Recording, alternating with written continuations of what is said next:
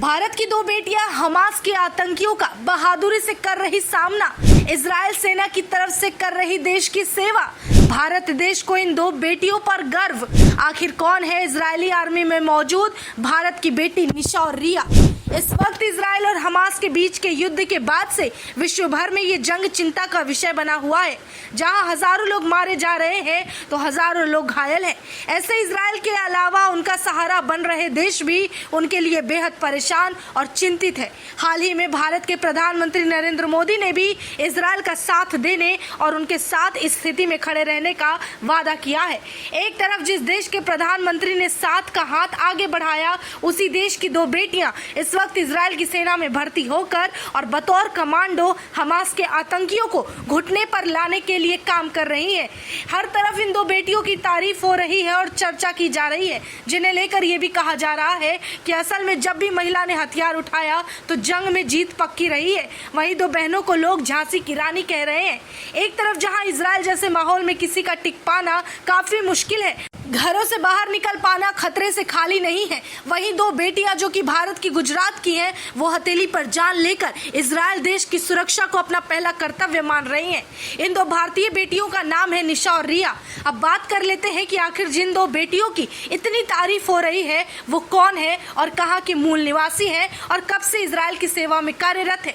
Reports की माने तो जीवा भाई मुलियासिया, रिपोर्ट्स के मुताबिक जीवा भाई मुलियासिया और सवदस भाई चचेरे भाई है। ये मुलियासिया जूनागढ़ के मानवदार तालुक से कोटादी गांव के रहने वाले हैं। कई साल पहले इन दोनों का परिवार इजराइल में जाकर शिफ्ट हो गया था। इसके बाद उन्होंने इजराइल की राजधानी तेल अवीव में किराना दुकान चलाना शुरू किया, जबकि जीवा भाई की बेटियां निशा और रिया इजरायली सेना में सेवा दे रही हैं। जीवा भाई ने बताया कि उनकी बेटी अनिवार्य सैन्य सेना प्रणाली के तहत सेवा में शामिल हुई और उसके बाद अपनी बेटी निशा के बारे में बात करते हुए उनके पिता जीवा भाई बताते हैं, मेरी बेटी पिछले 2 साल से लेबनान, सीरिया, जॉर्डन और मिस्र की सीमाओं पर तैनात है। जानकारी के लिए बताते चले कि इजराइल में बड़ी संख्या में गुजराती लोग रहते हैं।